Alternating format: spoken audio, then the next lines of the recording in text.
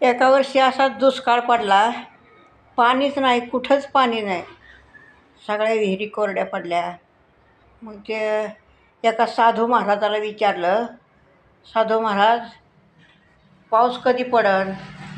तेव्हा ते साधू महाराज म्हणले, ते आमच्या गावात ते गावचं पाटील आहे आणि त्यांची सून डिलिव्हरी झाली, तर ते बाळ जे झालं आहे का नाही 2 दिवसाचं आहे, त्या बाळाला विचारा, ते बरोबर सांगेल पाऊस कधी पडेल ते.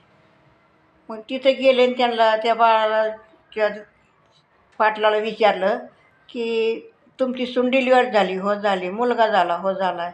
किती दिवस झाले? 2 दिवस झाले. म्हणले ते बाळाला जरा बाहेर आणा.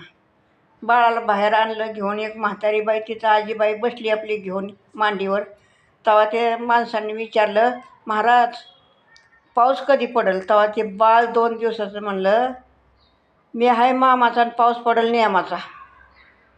तर असं असल्यावर कसं पाऊस पडायचा सांगा तुम्ही, बरोबर ना?